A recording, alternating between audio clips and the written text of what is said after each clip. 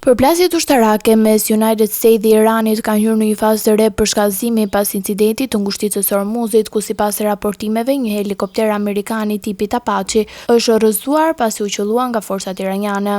Në përgjigje të këtij incidenti, ushtria amerikane ndërmori një seri operacionesh ajrore kundër objektivave ushtarake iraniane. Sipas Komandës Qendrore të SHBA-s, sulmet e fokusuara mbi sistemet e mbrojtjes ajrore, qendrat e kontrollit toksor dhe radarët e mbikëqyrjes. Operacioni zgjati rreth 4 orë dhe sipas zyrtarëve amerikan u godit afro 20 objektiva.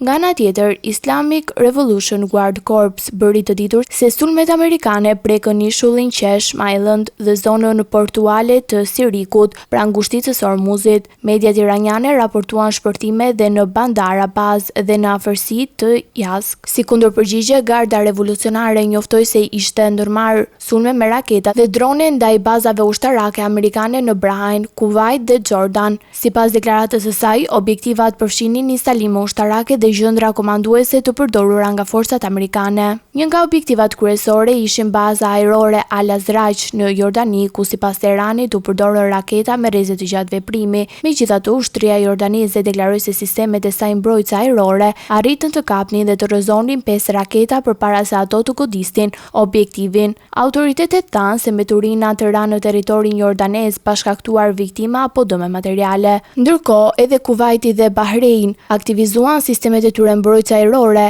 Autoritetet kuvaitiane njoftuan se po përballeshin me objektiva ajrore armiqësore, ndërsa Bahrein deklaroi se kishte zmbrapsur me sukses sulmet e drejtuara nga territoret e tij. Në reagimin e saj zyrtar, ministra e jashtme iraniane dënoi sulmet amerikane dhe i cilësoi ato si agresion ndaj sovranitetit të vendit. Teherani theksoi se veprimet e tij janë ndërmarrë në kuadër të vetëmbrojtjes dhe paralajmëroi shtetet e Gjirit se do të mbajnë përgjegjësi nëse territoret e tyre përdoren për operacione amerikane ose izraelite kundër Iranit. Shillimet e fundit kanë shtuar shqetësime ndërkombëtare për një zërim të konfliktit në të gjithë rajonin e Gjirit Persik, një nga zonat më të rëndësishme për tregtinë globale të energjisë dhe sigurinë kombëtare.